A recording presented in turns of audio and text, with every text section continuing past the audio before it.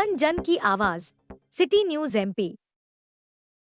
पूर्व विधायक पहुंचे कलेक्ट्रेट कार्यालय। राज्यपाल के नाम का 8 सूत्रीय मांगों का जिला कलेक्टर को सौंपा ज्ञापन। गडरा कांड और अन्य मामलों तथा क्षेत्र में बेहतर कानून व्यवस्था को लेकर मऊगंज पूर्व विधायक सुखेंद्र सिंह बन्ना ने मऊगंज नवागत कलेक्टर संजय कुमार जैन और पुलिस अधीक्षक दिलीप सोनी से मुलाकात की और गडरा कांड सहित जिले भर में बेहतर कानून व्यवस्था को लेकर विभिन्न मुद्दों पर बात की। उन्होंने कहा है कि गडरा कांड की सीबीआई जांच हो, साथ ही इस कांड में किसी निर्दोष को प्रताड़ित न किया जाए एवं दोषियों पर कड़ी से कड़ी कार्यवाही की जाए तथा क्षेत्र में बिजली, पानी, चोरी, आगजनी की जैसी घटनाओं पर प्रशासनिक अमले को भी सजग रहने की बात कही। वहीं पूर्व विधायक द्वारा राज्यपाल के नाम ज्ञापन में कहा गया है कि जब से नवीन जिला मऊगंज बनाया गया है तब से संपूर्ण जिले की कानून व्यवस्था पूरी तरह से लाचार रही है।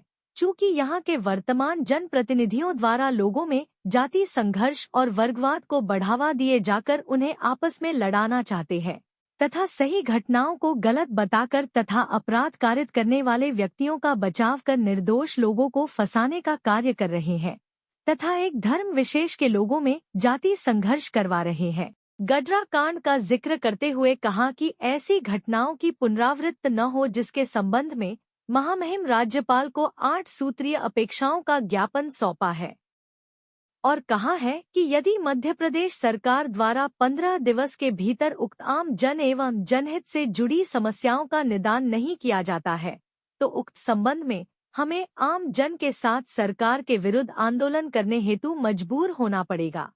जब से मऊगंज जिला बना तब से उसके पहले से भी लगभग 6 सालों से मऊगंज में पूरी तरह से अराजकता, कानून व्यवस्था पूरी तरह से चौपट हो चुकी है और कई बार आंदोलन भी किया गया, कई बार ज्ञापन भी हुआ, कई बार सारी बातें हुई, लेकिन ये थमने का नाम नहीं ले रहा है। उसी कड़ी में आपको मालूम हो कि गडरा की इतनी बड़ी घटना घटी और क्या क्या हुआ, ये जग जाहिर है। ये घटना पूरे विश्व में प्रसिद्ध हुई, पूरे भारत में प्रसिद्ध हुई, ये आप जानते हैं। और स्थिति अब ये बन गई है कि जितने उसमें षड्यंत्रकारी लोग हैं उनको बचाया जा रहा है और जो निर्दोष लोग हैं उनको फंसाया जा रहा है। तो सबसे प्रथम बात तो इसमें यह मांग थी कि निर्दोषों को किसी भी रूप से प्रताड़ित नहीं दिया जाए और जो दोषी लोग हैं और षड्यंत्रकारी हैं और उसमें किसी तरह से वो लोग छूटे नहीं, वो बात जायज है। दूसरी बात, भाई पूर्व उप मुख्यमंत्री जी उसमें गडरा कांड में गए थे, 1 करोड़ का मुआवजा की बात उन्होंने करी थी, जो पीआरओ ने उसको बकायदे न्यूज डाली थी, लेकिन उसको डिलीट कर दिया गया। तो हम आप सबके माध्यम से पूछना चाहते हैं कि उसमें अगर कहा गया था शासन प्रशासन है वो, तो 1 करोड़ का मुआवजा उनको मिले। और हमारे घाट के नीचे सरदमन गांव पड़ता है, ये उनका परिवार खड़ा हुआ है नागराज से।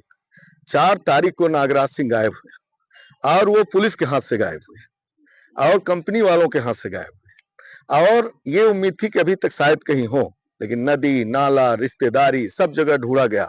अपने से भी हम ये नहीं कहते कि पुलिस ने भी थोड़ा बहुत नहीं प्रयास किया, वो भी किए हो, लेकिन आज तक नागराज सिंह का कोई पता नहीं चला। तो वो भी मुद्दा था कि तत्काल नागराज का पता लगाया जाए कि नागराज सरदमन आदिवासी हैं। कल ये भी उसी तरीके से घटना न समझ में आए और उनका पता लगे। अब क्या हुआ नागराज का? तीसरी, खटखरी में आग लगी, आपके मऊगंज में आग लगी और एक आध गांवों में आग लगी, अब भयंकर आग लगी, उसका मुआवजा नहीं मिला। बिजली के बिल आप इस समय देखिए, हर जगह बिल काटे जा रहे हैं और कनेक्शन काटे जा रहे हैं और जहां बिल 100 रुपए आना चाहिए वहां 10-10 हजार, 20-20 हजार, 50-50 हजार रुपए, 1-1 लाख रुपए तक बिल आ रहे हैं। ये मुद्दा, पेयजल की समस्या भी आने वाली है।